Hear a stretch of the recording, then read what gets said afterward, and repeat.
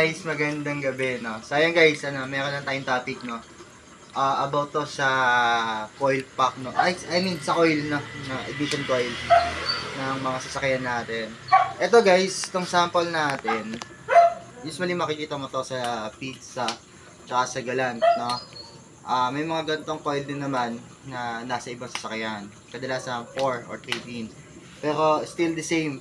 Iba lang sila ng itsura pero same principle lang din naman sila. Okay. Ang topic natin, paano mo siya itetest, no?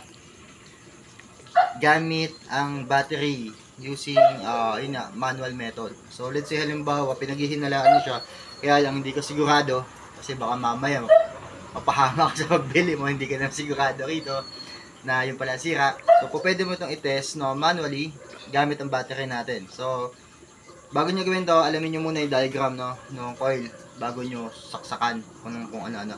Pero dito sa sample natin, no, yung number 2 guys, no, pwede nyo pong gawin dyan. Number 2 is papunta sa body ground. I mean, sa ground ng battery. Then, 1 and 3, pagsamahin nyo yung guys. Tapos, yung isang wire nun, let's say nakasoksok dito yung spark plug. Rekta yun, papunta din sa body ground. I mean, sa ground ng battery. So, let's say katulad na ito. Ano yan? Okay. Let's say katulad na ito. Ito grounds to. Okay. Yung number 2, ground yan. Yung 1 and 3, pinagsama ko na. Okay.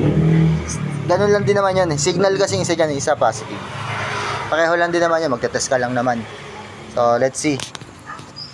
Saka lang malaman nyo na buo ang coil bago kayo magpabili. So, zoom lang natin. Hindi ko ma-zoom. Wait lang ha. Okay. Okay. Pag magte-test kayo nito guys, huwag nyo ibabad ha.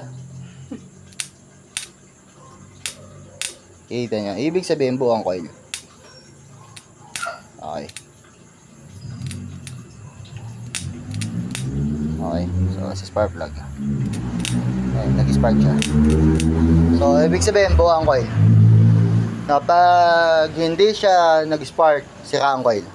So, ayun lang guys, naway sana mayroon kayong matutunan kahit paano, no? So, basic lang naman yun. Alam ko marami na po nakakaalam, no? Di ba, baka pagtawanan pa yan kasi baka masira. Guys, nagtitroubleshoot kayo, no? Nagtitest kayo, no? Pwede nyo i-test yan manually talaga.